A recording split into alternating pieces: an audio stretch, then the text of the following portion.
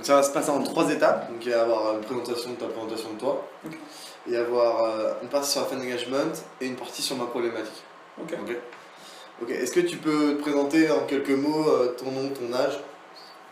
Après, je te pose des questions au fur et à mesure. Ok. Où tu viens, etc. Ok.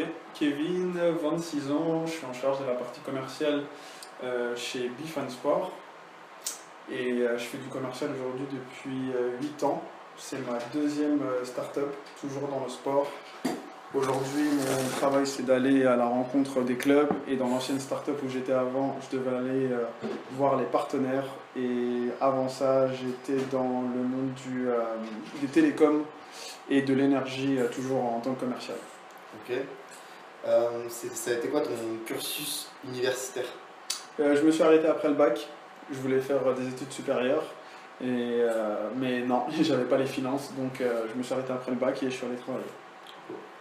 Ok, ton parcours professionnel. Ok, quelles sont tes missions au sein de Bifan?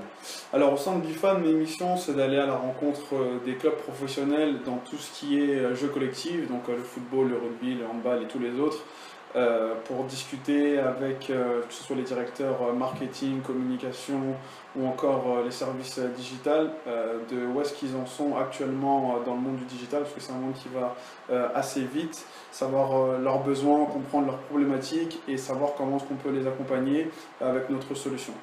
Ok. Ok, on passe sur la seconde partie. Est-ce que tu peux me donner pour toi, qu'est-ce que le digital? Qu'est-ce que la révolution numérique ou numérique? Qu'est-ce que ça te dit? Qu'est-ce que ça... Pour moi, le digital, c'est tout au bout des doigts. C'est l'expression que je dis très souvent. Avant, tu voulais commander une pizza, il fallait prendre ton téléphone, appeler, etc., etc. Aujourd'hui, tu prends ton téléphone, Uber Eats, tu as déjà enregistré ton nom, ton prénom, ta carte bancaire, même limite les références de pizza que tu aimes le plus manger déjà, parce que tu as commandé plusieurs fois. Et puis bon, tu cliques, c'est livré chez toi en 15 minutes. Donc pour moi, pour le monde du sport, c'est un peu la même chose. Parce que derrière il y a les services au stade qui s'ouvrent, c'est pareil pour aussi le monde des informations, c'est-à-dire qu'aujourd'hui le monde des infos ça va super vite, donc on peut tout avoir en instantané au bout des doigts. Pour moi le digital c'est ça. Top. Est-ce que tu peux me donner une définition de la fan expérience? Une définition de la fan expérience. Est-ce que tu peux le définir? Tu me poses une colle, monsieur Berceau. Définition de la fan expérience. Qu'est-ce que ça te dit là? Pour moi, qu'est-ce que ça me dit? Si je peux donner le dernier match que j'ai vu, c'était au Parc des Princes, c'était au PSG, PSG contre, je crois que c'était Auxerre, ou je sais plus. Mais c'était vraiment l'expérience que j'ai eue, c'était une immersion dans le monde du football. Je suis pas trop foot à la base, je suis plutôt arts martiaux, sport de combat, etc. Mais j'ai beaucoup aimé le match, j'ai beaucoup aimé justement l'expérience dans laquelle j'ai été parce que tout de suite il y a eu une immersion, je me sentais en cohésion avec tous les gens qui avaient dans le stade, j'ai kiffé le match, je criais contre l'arbitre, les buts, etc. Donc pour moi c'est vraiment de faire partie d'une communauté, pour moi l'expérience fan c'est vraiment ça. Ok, cool. Est-ce que tu pourrais me dire quels sont les outils digitaux exploités par les fans, jour de match ou jour de match en préférence, et les clubs? Toi qui parles beaucoup aux clubs, qu'est-ce qu'ils utilisent comme outils, comme logiciel, comme software, tu veux. Ok, alors concernant les clubs, ils sont assez archaïques, c'est-à-dire qu'ils n'utilisent pas vraiment d'outils, ils font un peu tout à l'arrache, sur des fichiers Excel, ils n'ont pas de données sur leurs fans, qu'est-ce qu'ils aiment consommer, qu'est-ce qu'ils aiment acheter à la boutique, quoi que ce soit. Donc pour eux c'est assez compliqué, d'où la naissance de Bifansport à travers ce constat-là. Donc eux, on est encore en train de travailler dessus, je pourrais peut-être y répondre plus tard, quand on sera un peu plus avancé de leur côté.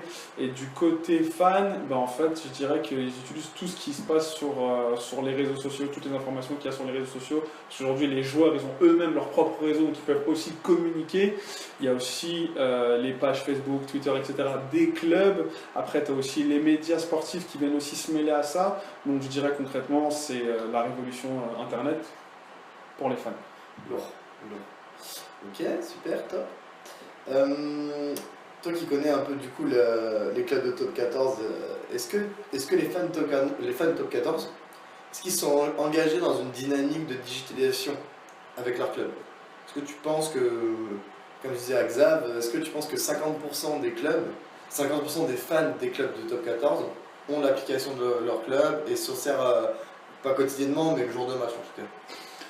Alors pour le top 14, oui, parce que je le vois en fait à travers le chat, parce qu'à travers l'application mobile, il y a un chat qui est créé pour, justement pour les fans, où on voit justement qu'en jour de match, ils discutent, ils donnent un peu leurs pronostics, leurs avis, ils interagissent pendant le match à travers les différentes actions qui se passent sur le terrain. Donc on sent vraiment une ferveur et aussi ils ont été contents pour ceux avec qui se sont lancés avec nous, justement d'avoir une application. On a eu les commentaires sur les Play Store, Apple Store, etc.